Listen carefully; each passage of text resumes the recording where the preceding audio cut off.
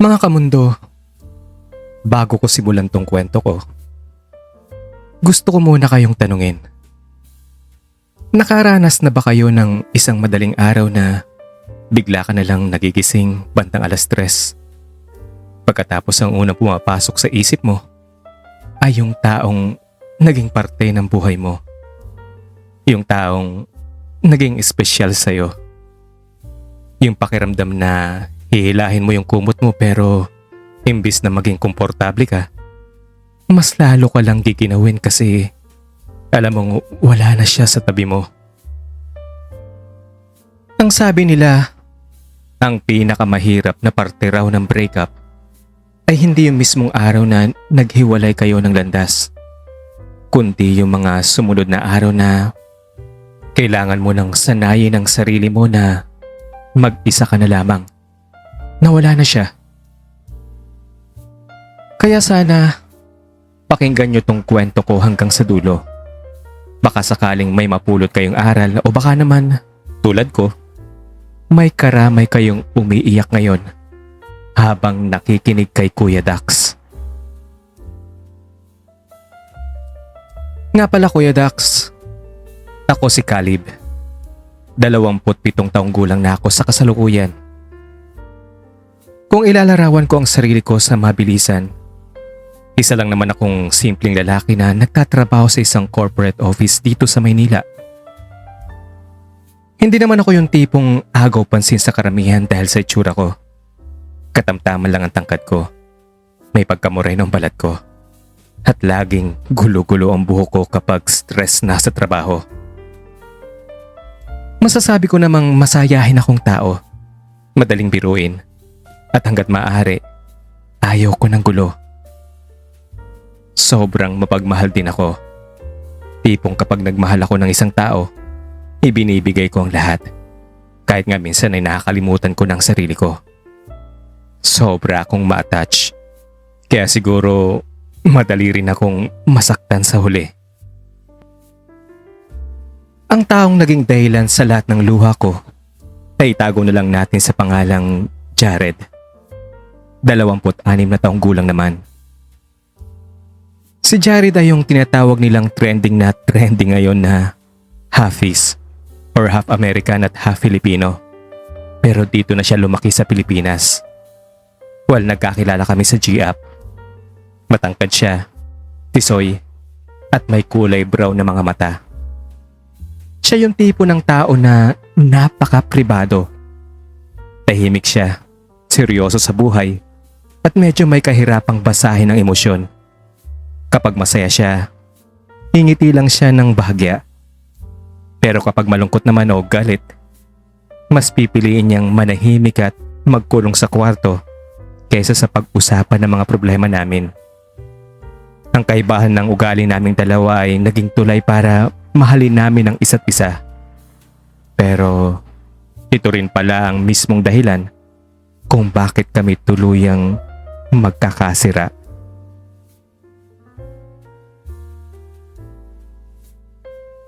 Ang naging conflict ng relasyon namin ay ang unti-unting panlalamig ni Jared, habang ako naman ay lalong nagiging mahigpit sa pagkakapit sa kanya. Napagod si Jared sa routine ng relasyon namin, habang ako naman ay nasasakal na sa pananahimik niya sa tuwing may pinagtatalunan kami.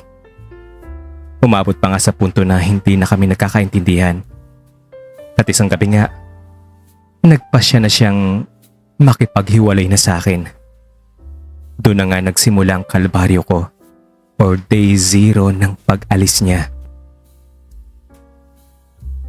Nagsimula ang day 1 ng no contact ko pagkatapos ng gabing yon. Nakaupo lang ako sa gilid ng kama ko. Nakatitig sa pader habang hawak ko ang cellphone. Gusto ko na siyang tawagan o i-text para kumustahin. Aminin ko Kuya Dax, ang hirap. Yung chatbox namin na dati ay punong-puno ng asaran, updates sa kung ano ang kinakain namin at mga walang katapusang paglalambing. Ngayon ay malamig pa sa yelo. Sobrang tahimik ng paligid ng kwarto ko. Bawat tunog ng notification ng cellphone ko, lumulukso ang puso ko sa pag-asang baka siya na yun. Baka nagbagong isip niya. Baka namimiss din niya ako. Pero sa tuwing titinan ko ang screen, puro GC lang ng opisina o kaya ay mga promo ng kung ano-anong app ang lumalabas. Natutulala na lang ako sa kisame habang dahan-dahang tumutulo ang luha ko. Doon ko napagtanto na wala na talaga siya. Ang hirap lang tanggapin na ang taong sandalan mo sa bawat pagod mo sa maghapon ay naging isang estranghero na lang sa loob ng isang saglit. Ang sabi nila, ang pinakamahirap na 7 araw ay ang unang linggong pagkatapos ng hiwalayan. Dito mo kasi mararamdaman yung tinatawag na withdrawal symptoms ng pagmamahal. Para kang kape na biglang inalis sa isang coffee lover. Nangangatog ang sistema, hindi mapakali, at palagi kang may hinahanap. Noong day 3, nagising ako ng alas 6 ng umaga para pumasok sa trabaho. Sanay ako na bago bumangon, naglalambing ako kay Jared ng, "Gising na po, magluto ka na ng agahan." Pero nung tingnan ko ang tabi ko, natigilan ako. Walang Jared na nakahiga doon. Parang may mabigat na bato na dumagan sa dibdib ko. Pumasok ako sa banyo para maligo. Pero kahit ang pagbuhos ng tubig sa ulo ko, hindi kayang palamigin ang utak kong gulong-gulo ng mga oras na yon.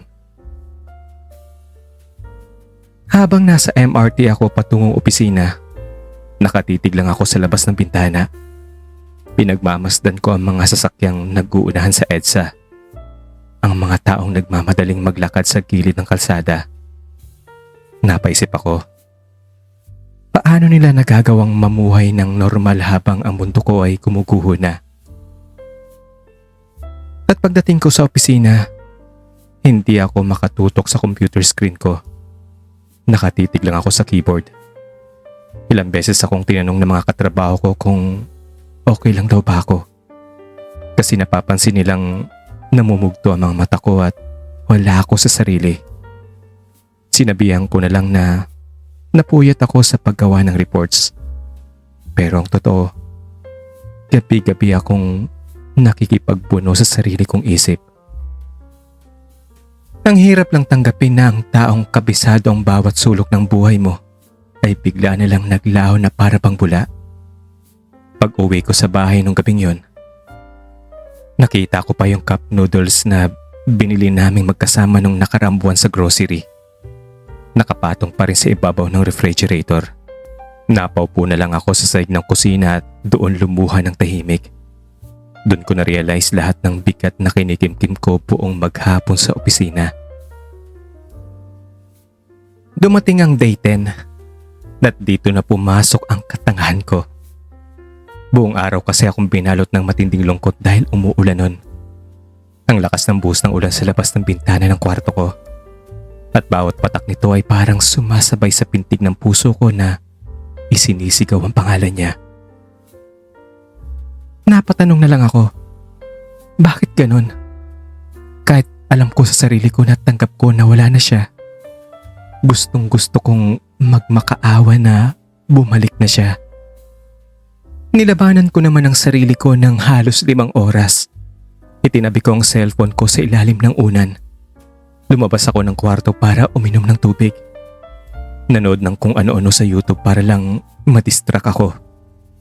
Pero wala talaga, Kuya Dax. Hila-hila pa rin ako ng pangungulila ko kay Jared.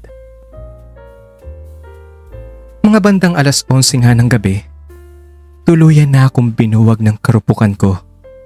Kinuha ko ang cellphone ko. Binuksan ang chatbox namin. At nag-type ako ng mahabang mensahe. Sinabi ko doon kung gaano ko siya namimiss. Kung paano ko nahihirapan sa trabaho. At kung pwede bang kami mag-usap kahit sandali lang. Pikit mata kong pinindot ang send. At pagkatapos nun, biglang bumilis ang tibok ng puso ko. Nakatulala ako sa screen. Nakita ko nga ron na nagrehistro ang salitang delivered. At kalaunan ay sinin niya ang mensahe ko. At doon nga ay lalong kumabog ang dibdib ko.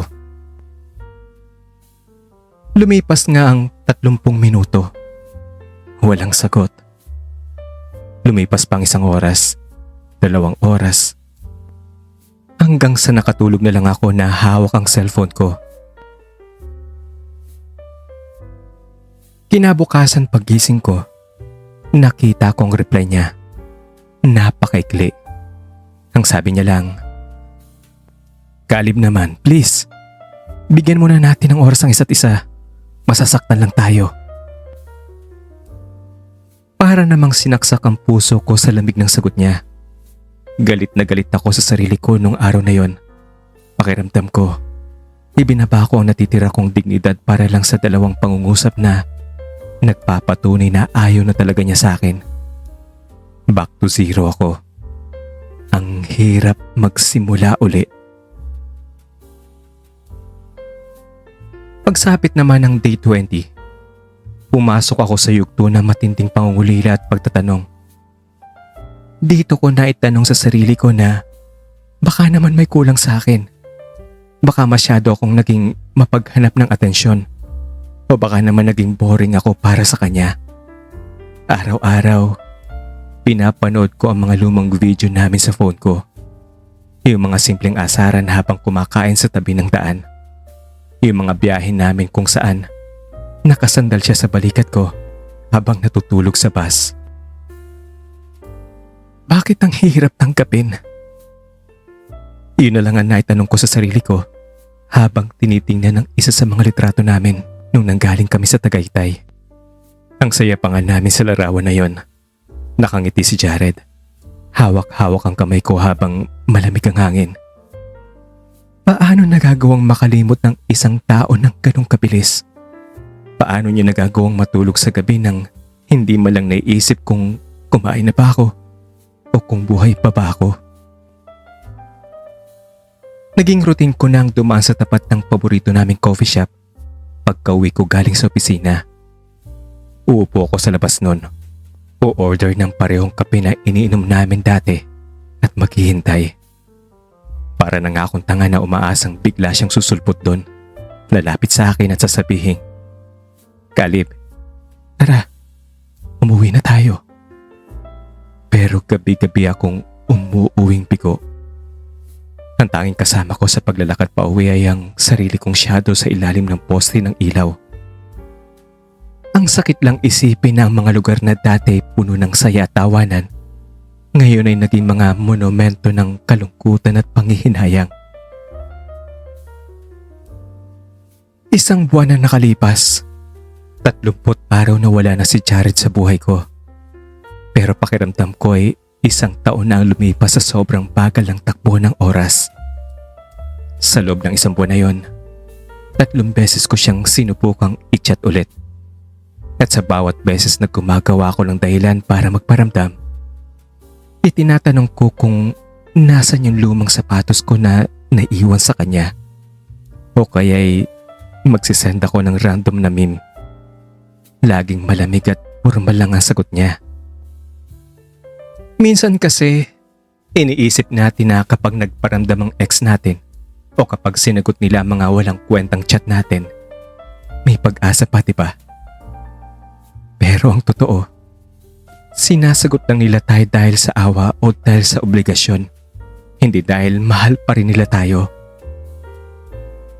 Sa tuwing natatanggap ko ang mga maikling reply niya, unti-unting nagdudurog ang puso ko. Pero kasabay nun ay ang galit sa sarili ko. Bakit ba ako nagiging marupok? Bakit ba hinahayaan kong kontrolin ang isang tawang emosyon ko? Naalala ko nung gabing bago matapos ang unang buwan, nag-post si Jared ng litrato sa social media niya. Kasama niya ang mga kaibigan niya. Nakangiti siya, mukhang masaya at walang bakas ng kahit anong lungkot. Habang ako naman, narito lang sa kwarto ko, nakabaon sa madilim na bahagi ng buhay ko. Umiiyak pa rin sa parehong dahilan. Doon na ako natauhan ng bahagya. Kinilig ako sa ideya na baka namimiss niya ako. Pero ang katotohanan ay nakatampal na sa mukha ko. Habang ako ay nagpapakalunod sa nakaraan, siya ay malaya namang lumalangoy patungo sa hinaharap niya na wala na ako. Sumapit na ang day 40 at parang naging mas mabigat ang hangin sa kwarto ko. Pagkagising ko pa lang, nakita ko yung memory notification sa cellphone ko. At alam mo naman siguro yung mga smartphone ngayon, Kuya Dax. Mahilig mag-surprise ng mga alaala kahit hindi mo hinihingi. Nakakabuisit, di ba? Lumitaw sa screen ko ang isang litrato na kuha sa eksaktong 1 taon na ang nakaraan. Kuha yun sa isang maliit na kainan sa tabi ng kalsada sa Cubao habang kumakain kami ng pares pagkatapos ng isang nakakapagod na linggo sa trabaho. Nakatulala lang ako sa screen habang hawak ang baso ng tubig. Sa litrato ngayon, nakatingin si Jared sa camera habang sumusubo ng pagkain.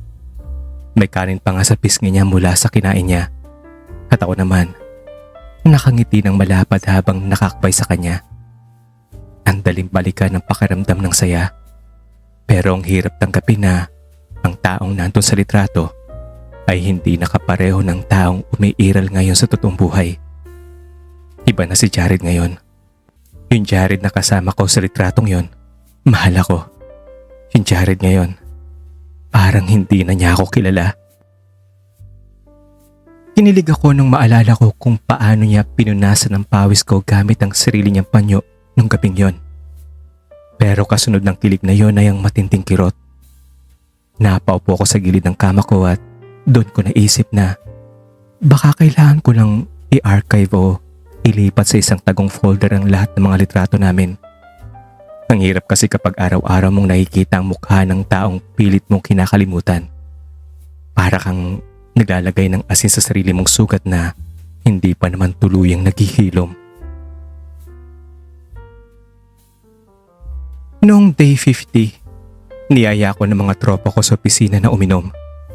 Siguro napansin rin nila na palagi akong tahimik at parang laging lutang kapag break time. Pumayag ako kasi naisip ko, baka nga naman kailangan ko lang ilabas to sa pamamagitan ng alak. Baka kapag medyo nahilo ako, makakatulog ako ng mahimbing nang hindi siya napapanaginipan. Nasa isang bar kami sa Makati noon. Maingay ang tugtog. Kumukuti-kutita pa mga ilaw at baso-baso na ang nauubos namin. Nung una masaya. Nakikisabay ako sa mga tawanan nila, nakikipag-asaran. Pero alam mo naman kapag medyo tinatamaan na ng alak, doon unti-unting lumalabas ang totoong nararamdaman mo. Habang tumatagal, mas lalo ko lang siyang namimiss. Naisip ko, paano kung nandito siya ngayon? Malamang pinapagalitan na niya ako dahil marami na akong naiinom. Tapos kukunin niya ang baso ko para siya naman ang uminom ng natitira. Minsan kasi ang alak ay hindi talaga pampalimot. Amplifier lang ito ng lungkot. At nung nagbanyo ako, kinuha ko ang cellphone ko. Gustong gusto ko siyang tawagan. Nakatitig lang ako sa numero niya habang nakasandal sa pader ng banyo na umiikot ang paligid. Mabuti na lang at sumunod ang isa kong tropa at tinapik ako sa balikat. Ang sabi niya sa akin, "Caleb, itigil mo na yung katangahan mo. Huwag mong sirain ang nasimulan mo na." Doon ko na napagtanto na kung itutuloy ko yon, panibagong kahihiyan na naman para sa akin at panibagong pag-atras sa proseso ng pag-move on ko. Eksaktong 2 buwan, day 60 na. Dito ko ginawa ang isang bagay na matagal ko nang pinag-isipan. Pero noon lang ako nagkameron ng lakas ng loob. Ang i-unfollow at i-unfriend si Jared sa lahat ng social media accounts ko. Hindi ko naman siya blinak. Dahil pakiramdam ko noon ay masyado namang marasyon at para akong isip bata. Pero inalis ko ang kakayahan ko na makita ang bawat galaw niya. Nanginginig ang mga daliri ko habang pinipindot ang buton na unfollow. Parang bawat click ko sa bawat app, Facebook, Instagram, pati na rin ang TikTok, ay may bahagi ng puso ko na tuluyang pinupunit. Hindi ko maintindihan kung bakit kailangan pang humantong sa ganon. Pero alam mo Kuya Dax, pagkatapos kong gawin yun, may kaunting ginhawa akong naramdaman na kahit papaano, nabawasan ng mga dahilan para manakit ng sarili ko. Wala na akong makikitang bagong post niya kung saan masaya siya nang wala ako. Wala na akong makikitang mga bagong taong nagla-like ng mga litrato niya. Mahirap pa rin oo. Sa tuwing binubuksan kong social media ko, parang may kulang pa rin sa feed ko. Pero alam ko sa sarili ko na ito ang tamang hakbang para hindi na ako tuluyang mawasak pa. Ang sabi nga nila, kung kailan ka sumusubok na maging okay ng lahat, dun ka naman susubukin ng tadhana. Nung day 70, habang naglalakad ako sa isang mall sa Mandaluyong pagkatapos bumili ng ilang gamit sa bahay, biglang tumigil ang mundo ko. Sa di kalayuan kasi, nakita ko ang pamilyar na pulto ng isang lalaki. Matangkad, maayos ang pananamit, at sa tagal ng pagsasama namin, hinding-hindi ko makakalimutan ang pulto ng katawan na yon.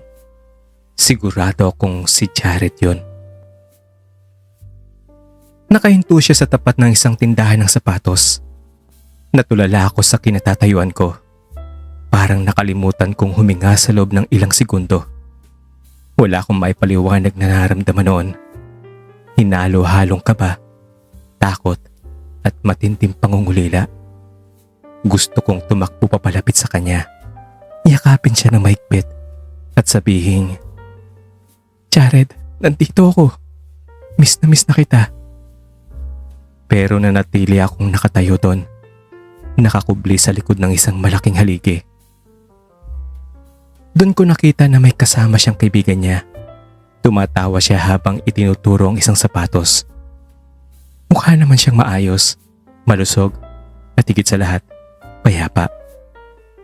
Habang tinitingnan ko siya mula sa malayo, napansin kong wala na sa kamay niya ang simpleng silver na singsing na ibinigay ko sa kanya nung anibersaryo namin. Doon ko napatunayan na ako na lang talaga ang nakakulong sa nakaraan naming dalawa. Dahan-dahan akong tumalikod at naglakad palayo habang tahimik na pumapatak ang mga luha ko sa gitna ng mataong mall na yon. Pagkatapos ng araw na makita ko siya sa mall, muntik na talaga akong sumuko nun. Halos 3 araw akong hindi makakain ng maayos dahil bumalik sa isip ko ang lahat ng mga alaala namin. Pakiramdam ko bumalik ako sa day 1. Ang hirap pala kapag nakita mo na ulit ng personal ang taong pilit mong kinakalimutan. Parang ang lahat ng pinuo mong pader sa loob ng 2 buwan ay nagiba sa loob lamang ng 5 segundo ng pagkakita mo sa kanya. Pero noong day 80, habang nakatingin ako sa salamin ng banyo ko, napansin ko sa sarili ko ang itim na ng ilalim ng mga mata ko, ang payat ko na, at ang tamlay na mukha ko. Tinanong ko ang sarili ko, "Caleb, hanggang kailan mo paparusahan ang sarili mo para sa taong minsan ka nagpakatanga? Sasabihin mo sa mga tropa mo na okay ka na wala na talaga. Pero naiisip mo pa rin na makipagkita sa kanya. Na naiisip mo na baka may chance pa na ayain ka niya makipag-meet. Walang pagdadalawang isip na tatanggapin mo yon." Naisip ko na kung patuloy akong magiging marupok, kung ahayaan ko ang bawat alaala o bawat pagkakataon na makita siya na sirain ang progreso ko, wala talagang mangyayari sa buhay ko.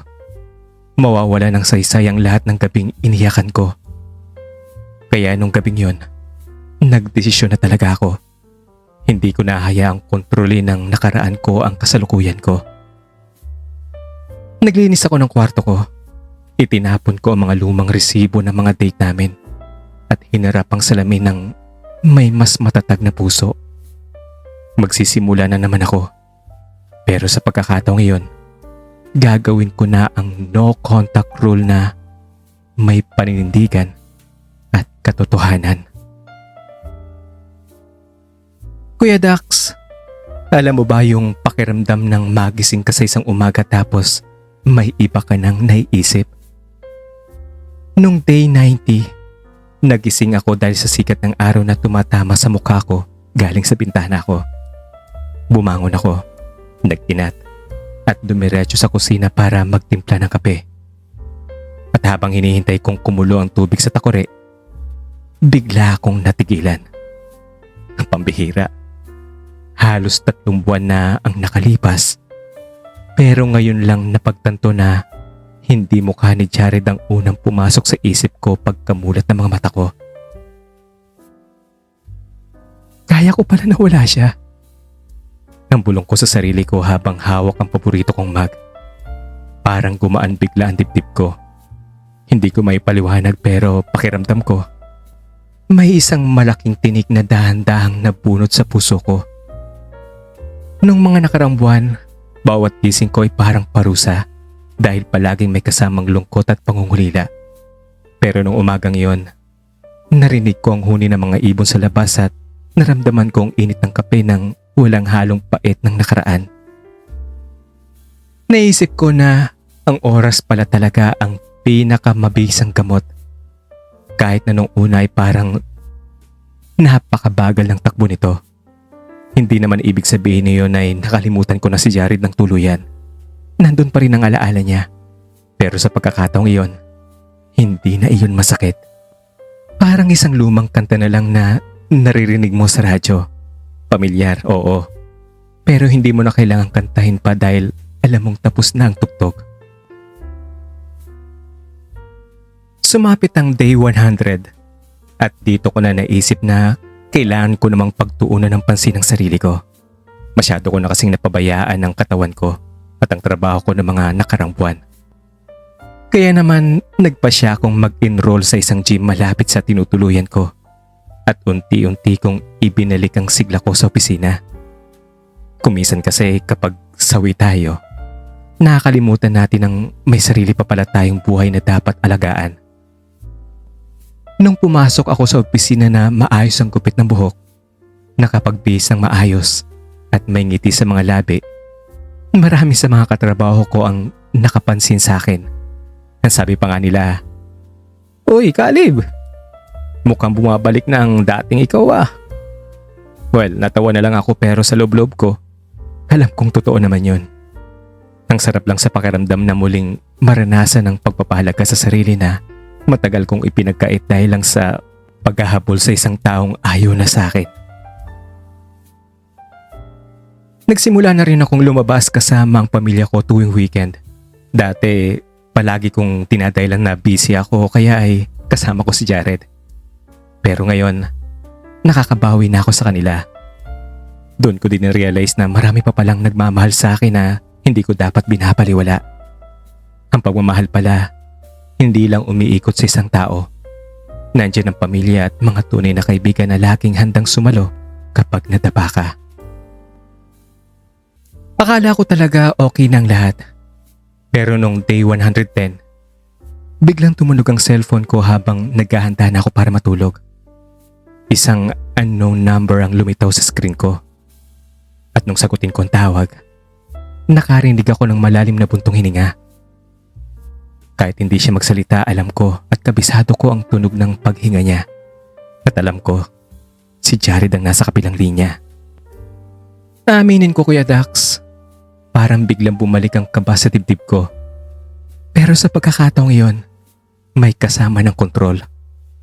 Tinanong niya ako kung kumusta na raw ako, kung bakit ko raw siya in-unfollow at kung pwede ba kami mag-usap kahit sandali lang dahil sa namimiss niya ang kwentuhan namin. Ang boses na dati ay nagpapatakbo ng araw ko, ngayon ay parang isang malayong tinig na lamang.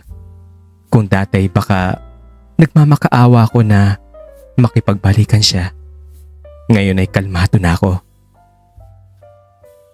Sinabi ko sa kanya na maayos naman ang lagay ko. At ginawa ko lang ang pag-unfollow sa kanya para sa sarili kong kapayapaan or peace of mind. Sinabi ko na rin sa kanya na hindi magandang mag-usap pa kami ng madalas dahil pareho na kaming may kanya-kanyang tinatahak na landas. At nung ibaba ko ang tawag, nakaramdam ako ng matinding tagumpay. Doon ko napatunayan sa sarili ko na hindi na ako ang dating kalib na marupok at madaling mauto ng isang simpleng tawag lamang. 4 na buwan na ang nakalipas mula ng gabing maghiwalay kami. Day 120. Di ba? Bilang na bilang ko. Nakaupo lamang ako sa isang parke sa tapat ng opisina namin habang pinapanood ang paglubog ng araw. Napakaganda ng kulay ng langit. Napangiti ako ng dahan-dahan dahil naisip ko kung gaano kalaki ang pinagbago ng pananaw ko sa buhay sa loob ng 4 na buwan na yon. Naintindihan ko na sa wakas na hindi lahat ng taong pumapasok sa buhay natin ay nakatadhanang manatili hanggang sa dulo. May mga taong darating lang para mag-iwan ng aral, para turuan tayo kung paano magmahal ng totoo at kung paano maging matatag kapag iniwan na tayo. Si Jared ang naging guro ko sa pinakamahirap na aralin ng buhay ko, ang pagtanggap at pagpapalaya. Hindi ko naman siya kinasusuklaman at hindi ko na rin pinagsisisihan ng mga panahong magkasama kaming dalawa. Oo, minahal ko siya ng buong buo.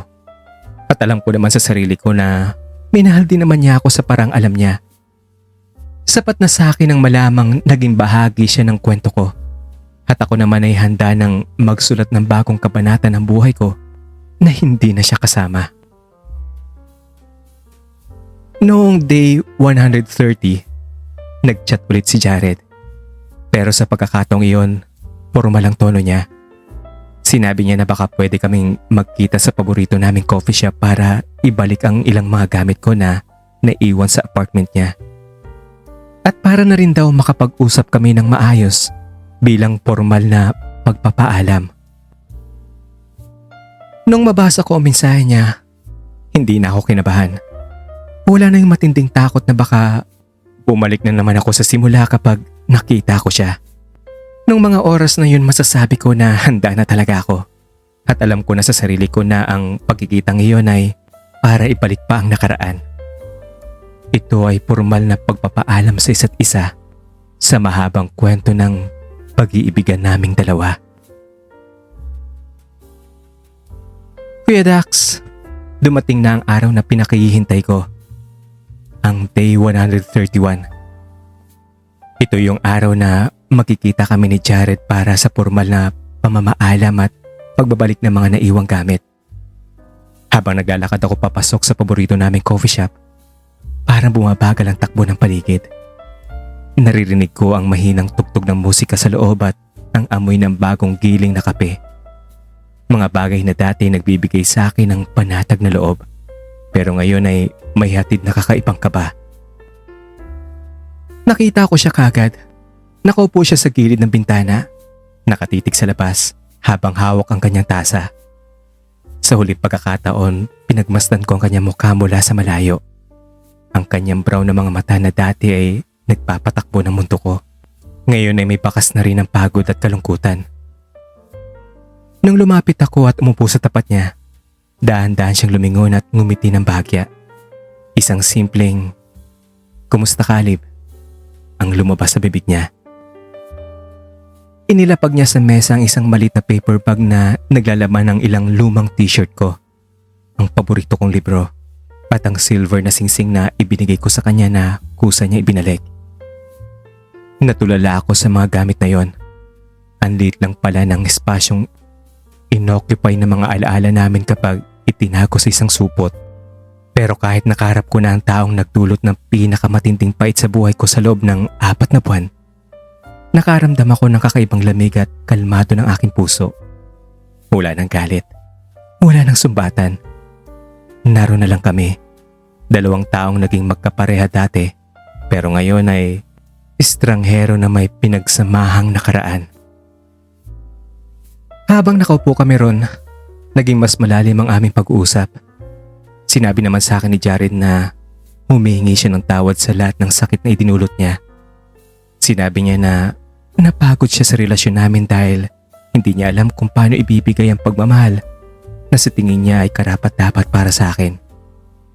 Mas pinili niyang manahimik at lumayo dahil natatakot siyang mas lalo kaming magkasakitan kapag ipinilit pa mga bagay na hindi na mag-work. Ito ang naging turning point ng buhay ko. Nung hawakan niyang kamay ko sa huling pagkakataon para magpaalam, naramdaman ko ang pamilyar na init ng kanyang balat. Kinilig ako ng bagya sa huling pagkakataon pero kasabay nun ay ang malalim na realization na kailangan ko na siyang pitawan. Hindi na ako nakiusap. Hindi na ako nagmakaawa na subukan naming muli. Tinginan ko siya ng diretso sa mga mata at sinabi kong pinapatawad ko na siya at sana'y mahanap na niya ang kapayapaang hinahanap niya sa buhay niya. Doon ko na talaga naramdaman na okay na talaga ako. Napayapa na ang puso ko na hindi ko na kailangang magmakaawa sa kanya. Natapos na talaga ang chapter ng buhay ko na kasama ko siya. Pagkaalis ko sa coffee shop na yon, hindi na ako sumakay ng jeep o MRT. Mas pinili kong maglakad pa uwi sa apartment ko kahit medyo malayo pa yon. At habang naglalakad ako sa ilalim ng mga ilaw ng kalsada ng Maynila, naramdaman ko ang pag-ihip ng malamig na hangin sa mukha ko. Nakapamulsa ang aking mga kamay. At sa bawat paghakbang ko, unti-unti namang lumuluwag ang aking paghinga. Wala akong maipaliwanag na pakiramdam nung gabing yon, kundi ang matinding kalayaan. Ang no contact rule na nung una ay parang isang parusa at kulungan para sa akin. Ngayon ay pinakamalaking regalo na naibigay ko sa sarili ko. Kung hindi ko pinagdaanan ang hirap ng unang buwan, ang katangahan at karupukan ng ikalawang buwan, at ang pagpupumilit na makabangon sa ikatlong buwan, hindi ko mararating ang puntong ito ng buhay ko. Pagdating ko naman sa apartment ko, inilagay ko ang paper bag sa ibabaw ng cabinet. Hindi ko na ito itinapon. Hindi dahil sa negative ako, kundi dahil tinanggap ko na bahagi ito ng kasaysayan ko.